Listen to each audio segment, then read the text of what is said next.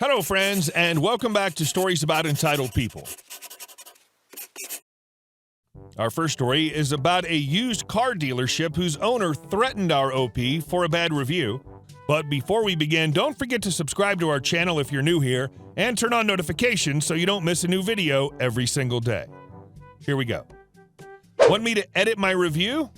Okay, bet.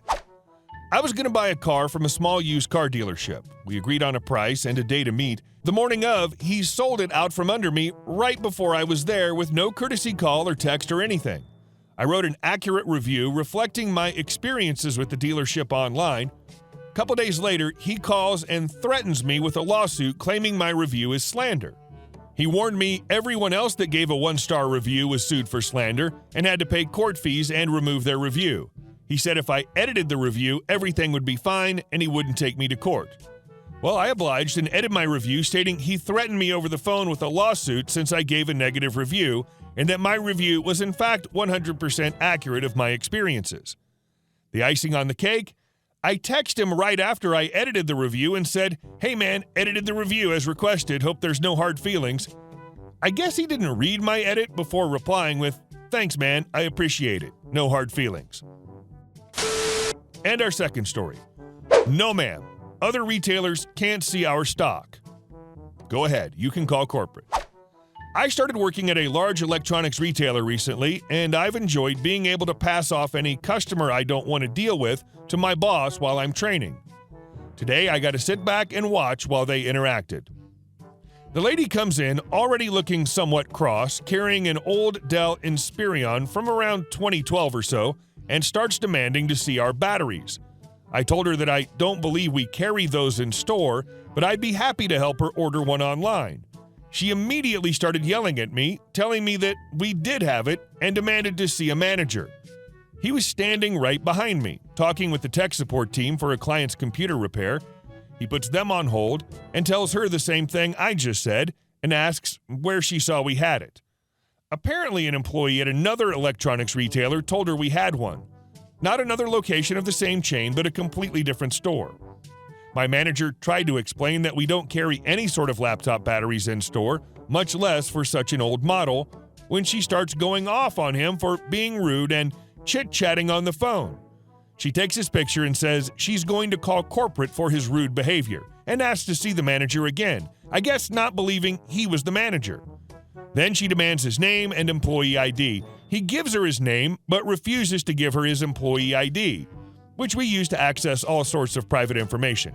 So she goes off on him again about how we're giving poor customer service and it's public information before storming out of the store yelling how she's going to get him fired. I'm enjoying this so far. And our last story. Throw me under the bus to CTO and CEO? I'll throw you out of the country. My pro-revenge story is from earlier in my career when I was a team lead of 20 people and was accountable for one of the core product lines the company sold. Company was a tech startup and was in the process of disrupting the sector we were in, so much so that our parent company, a huge global conglomerate, bought us out right as we were growing into mid-size. Parent company invests hundreds of millions of dollars to try to hyper-grow the business after buyout, which also cost them hundreds of millions of dollars. We're talking F-ton of money. Now back to my revenge story. In tech startup infrastructures is often given just enough money and love to be just good enough to keep things alive. If you make it out of early stage and have a growing business, then you pay your dues and put in some serious work to get your infrastructure to be more sustainable and scalable, like the start of a real business. Or you suffer the consequences and slow the growth of the company in wide degreeing of severity. Our company just hit that stage and required major overhaul or business was going to suffer greatly. I'm talking like slowing our growth by 50% because that's what was told to us and why this is now number one priority for everyone involved. To take care of the overhaul, SVP of IT was put in charge by the new CTO to get this done. SVP of IT being busy, he put his top lieutenant, whom I shall call A-Hat, to run point on it. Issue is that A-Hat's boss, SVP of IT, and A-Hat were both incompetent to do the job and was only able to survive so far because old CTO plus A-Hat plus A-Hat's boss joined the company early, stuck with it, received promotions for loyalty by founders, which is what they should get. Problem is, these three weren't seasoned vets in tech, nor had the right potential to grow fast with fast-growing company. Basically, they were noobs who got lucky. In addition, the founders weren't tech-savvy, so they didn't realize this to make the changes. Eventually, old CTO cashed out as part of buyout, and the new CTO just started. Back to infrastructure overhaul. AHAT made the decision to build out this new infra in parallel, and when ready, everyone will switch over to new infrastructure. Problem was that none of this was communicated properly or often. Updates were shared infrequently with development and product management teams, with hundreds of millions of dollars pouring in, new sales opportunities through our parent company. We in development and product were barely keeping up with insane velocity the company was growing. So whatever few noises AHAT made about the project on the rare occasions he did, it got quickly buried in our mind as we tried to survive the onslaught of onboarding and servicing new customers, launching new products, hiring new staff, training new staff, etc. Fast forward sometime in the future, and out of the blue, we were notified by AHAT to start testing the new infrastructure. This infuriated all of us because being told, not asked, by AHAT to suddenly test new infrastructure meant we had to somehow find time when we were barely keeping up with business demands by busting butt and working late. Only way to find time to test was to either ask or make some of our guys work longer, and we were already overworking just so we can keep up with business demands. It really sucked, but we gritted our teeth and got into it. After all, growth of the company could take a hit as hard as 50% if we didn't. Soon as we started using and testing the new infra, it became very apparent that while new infra is better than old, it was only marginally better and required a significant amount of tweaking plus heavy-duty testing before we can even consider when to start switching over to the new infra. AHAT started freaking out and said, "That's bullcrap. New infra is good. We're lying." I got some office political motive, so forth. AHAT and his team tested it already, number of times. Performance looks great compared to old stuff, blah, blah. Reason for his freakout was that before he asked us to test, AHAT already informed his boss, SVP of IT, a cutover date, who then informed the CTO that they have a date already set. CTO then informed the CEO of the date, and both CTO and CEO told our board the date. By this time, new CTO wasn't so new and was thinking about reorganizing his upper management team to operate at what he thought would be better suited for the company. While SVP of IT and AHAT sucked at their job, they weren't stupid and had a solid game of office politics. They knew they committed a date. If they dropped the ball, they would be let go for sure as part of the reorg. And it'd be difficult for them to find a job of this level at any other company of this growth, plus dollars. So what happened was that despite my concerns and challenges that we weren't going to hit the date with what they built, AHAT and SVP of IT, who's now involved because his butt's on the line, started to try to strong-arm me with their hard influence of SVP and director authority to get my team to do the tweaks, which is their effing job. When they realized they couldn't because I don't report to them, and I sure as F wasn't going to burn my team any further, they switched to office politics and started to throw me under the bus to CTO and CEO in closed doors, saying I wasn't being a team player, stopping my own team from collaborating with them to make the launch of new infra's success. I'm single-handedly jeopardizing the date, which also infuriated my boss because she got sucked into it.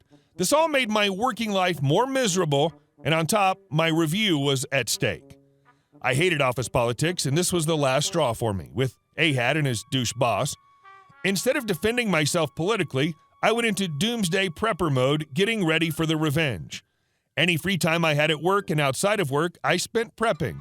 It was literally a part-time job on top of my insane work schedule.